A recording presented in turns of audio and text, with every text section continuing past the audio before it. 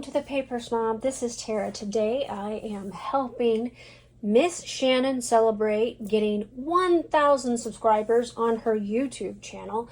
That's an amazing accomplishment. That's one that I am striving for as well, and I haven't quite made it yet. So I do want you to check out her channel. Leave her some love and some likes. If you're not a subscriber, make sure you subscribe to her channel. She does amazing work, and she has a lot of Disney layouts on there. If you need some inspiration for Disney, those are absolutely amazing. So our job today in celebrating Shannon for this hop is to scrap lift her. So I chose this layout up here to scrap lift, and here's the product that I'm going to be using. Most of this is my counterfeit kit for April, which has 49 and Market's Tranquility in it, as well as some other miscellaneous things. This particular set of wood grain or wood veneer I may or may not use. I've just set it on top here. I don't know that I'm going to use it, but I have a bunch of bits and pieces here, including the packaging from the actual collection, and some scraps, and some various bits and pieces of paper. So I only have one full sheet of pattern paper left in my counterfeit kit, and this is it. So this layout is going to be pink and green and blue, a little bit of wood grain, and I am telling a story with some photos. Now I want to point out that this photo is not a great photo. If you are new to my channel, back in 2015 and 2016, I had all of my iPhone photos printed through Groove Book. In the beginning, the books that you would get in the mail, you would send them 100 of your photos, and for $5 you got a little book that you could flip through of all of your photos. And I thought, what a great and cheap way to print photos. Well, cheap is the operative word, and they got cheaper as they went along, and they're terrible photos. So this particular photo is one that I pulled from a Groove Book, and I reprinted it, tried to do some editing of the colors and some cropping. This is the original photo. You can see it's not even a true 5x6 or 4x6 photo. It's kind of goofy. It's cropped goofy. So you might wonder why I have two what appears to be random photos for a layout. And so this is my husband, and this man was the boss or the owner at my very first job, which was at Western Sizzlin' Steakhouse in St. Robert, Missouri. It is actually no longer there. It burned down and it's gone. So, but for many years, this man was my boss for a couple of years actually, and he was also my husband's boss. That's where we met. And my husband actually was in St. Robert in, I think this is March of 2016, and he was in St. Robert, Missouri for a TDY. That's just a temporary duty assignment for you non-military folk. He was there just for a short trip, and he was staying in one of the local hotels there. I think it's called the Z Hotel, and he now owns the Z Hotel. And my husband ran into him in the lobby, and they paused and took a photo, and this man's name is Bruce Ferris, and he said, well, I'm actually responsible for the two of you meeting one another and getting married. So this is the two of us on our wedding day back in 1992. I was all of 19 years old, and my husband was 22. So I'm going to go ahead and create this layout based upon Shannon's layout. I'm going to try to do my best to be as close to hers as possible, and I'll be right back. So the first thing I'm going to do is I'm going to build my background, and I know that I want to use this little piece here down at the bottom as one of the layers, and then I'm going to take the pink piece and just stick it underneath.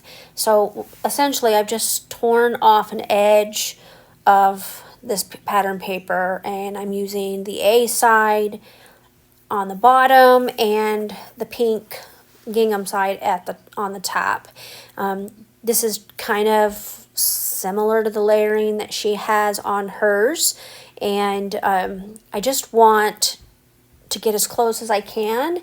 So here I'm going to take this piece of scrap. I'm going to cut off that branding strip first, and then I'm going to cut off some of the edge of this plaid paper, and I'm going to tuck it underneath that pink here. Now, as you can see, I'm building this background on a piece of white cardstock. It is a very thin piece of white cardstock. It's typically the cardstock that I use to cut files with on my Cameo, so this won't be too bulky. And I'm just going to go ahead and tuck it up under there, and then I'm going to bring in my wet glue. I believe I'm using Nuvo Deluxe here, and I'm just going to glue down those edges so that they are tacked down before I finish building up this layout. Next, I'm going to go ahead and mat my photos, and I am going to mat them on this diagonal green stripe, which is also a B-side from this collection. Now I'm trimming down the photos so that they are a little bit smaller and they will fit on the layout a little bit better, so that I can bring them in and go ahead and do some embellishing on the outside edges. Now this first photo, like I said, is of my husband and my very first boss. He was not my husband's first boss, but he was mine. And technically, he didn't come into the restaurant except for to eat lunch during the week. He didn't really run things. He had a manager who did that. So anyway, I am going to mat this second photo on the same diagonal stripe pattern paper. That way I've got two cohesive mats on here. Not that it really matters that much, because you can't really see the matting a whole lot in the finished layout because of all the layering I do around it. So I'm going to kind of eyeball where I want them to go, and I have these rub-ons, which were a gift for me for Christmas last year from my good friend Kimberly, and I'm going to use some of these rub-ons on that pink gingham background, because in her layout it looks like she used a piece of pattern paper that had a kind of a grungy, I don't know what you call it, like a grungy elements on it, and I just wanted to put some more color up there and kind of give a nod to her pattern paper. I mean, obviously I'm using such a different collection that there's no way it would actually look the very same.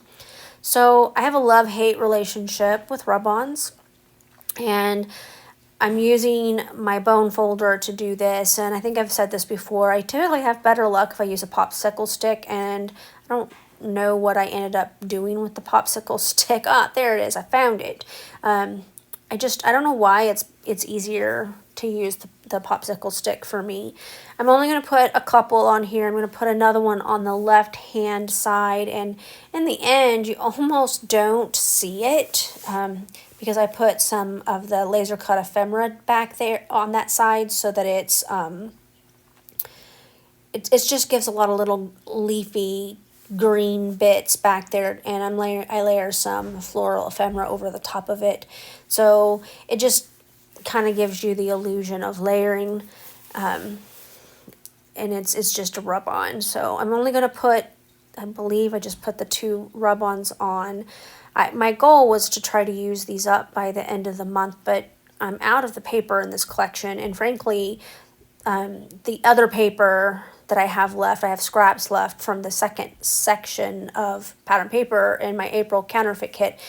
Those rub-ons don't really match that paper as well as it did this 49 and Market paper. So I took some branding strips and I cut them down to 9 inches, and now I'm going to put those 3 little border layers that she has below her left-hand photo on her layout, and I am just going to layer these up kind of similarly to that tucking them underneath the right photo because I got them just a little bit too long. But like I said, it's just kind of a nod to what she did, and actually I like that it anchors that left photo really well. And when was the last time that you cut out a title with your Sizzix or whatever and triple matted it? I cannot even remember the last time I did that. So this was kind of fun, and I used my Cameo to do this. Back in the day before I had a Cameo, I used to have this little thing that you stuck on. It was like a magnetic mat and then a little circle that had a hole in the center, and you could stick your pencil in it to trace around letters so that you could make mats, and then you cut them out by hand. I think I still have that thing somewhere.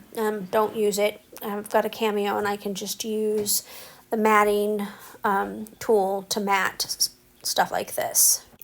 So I cut out that ticket that says "All My Heart" on it from the packaging from this collection, and I definitely have it sticking up further above my photo than what Shannon does on her layout, but I wanted to see the words on there because this is just kind of a beginning story and a current story all mixed up. And you know, that is a wedding photo. It is I actually photocopied one of the ones. I have not scrapbooked my wedding photos yet. They were taken with my mom's camera. They're not great. We could not afford a fancy photographer.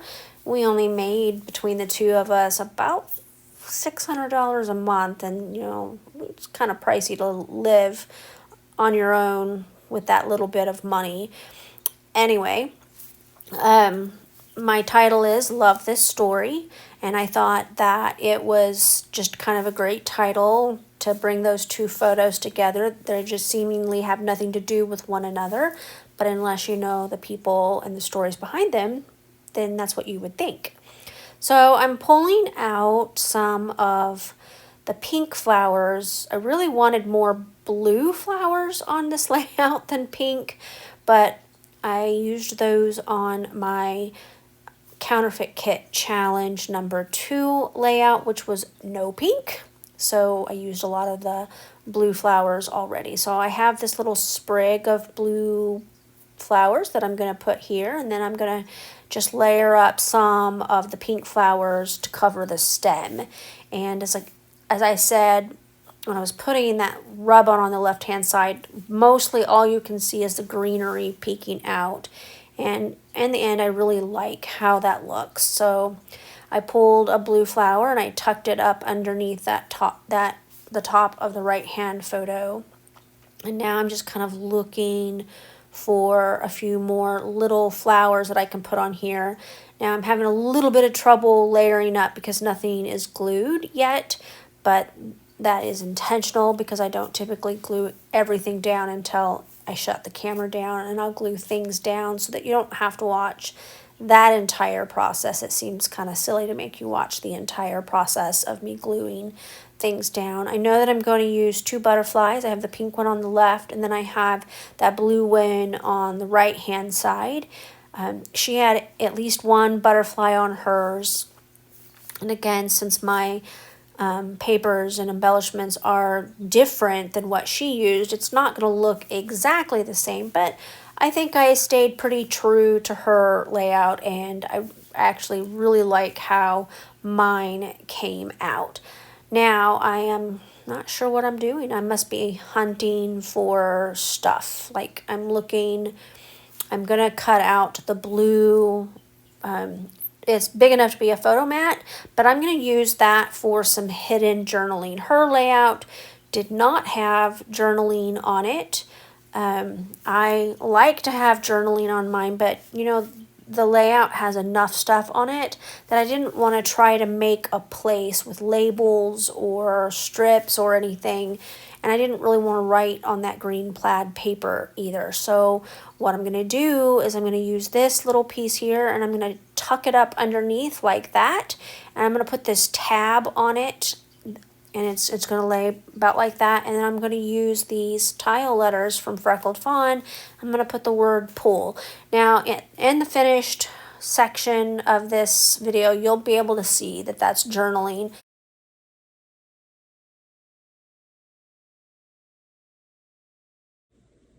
Okay, I have this layout done. I went ahead and glued everything down off camera. I popped my title up with some foam adhesive, some of the flowers, the butterflies, left this one's wings free flowing so that they looked like they were flying, and I hand wrote my journaling and I made it hidden. It is attached with some twine underneath, all of that layering from my pattern paper. I don't know if you noticed that while I was creating, I did not put any adhesive in the center, and that meant I was able to add this journaling in here. You can't pull it out, well, you can pull it out pretty far so that you can read the story, but I just kind of did this so it won't get lost. And when I put this in an album, more than likely I will cut a slit so that this can be pulled out and viewed in the album without, so it doesn't get lost. So I want to thank you so much for coming to my channel today. I really appreciate those of you who take the time to like, comment, and or subscribe.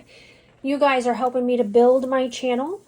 I also want to go ahead and remind you that we are celebrating Shannon's 1,000 subscribers. Congratulations, Shannon. This is an amazing accomplishment, and I'm so happy for you and happy to help you celebrate. I hope that all of you will watch the hop and leave everybody on the hop some love. You guys have a great rest of your day. Bye.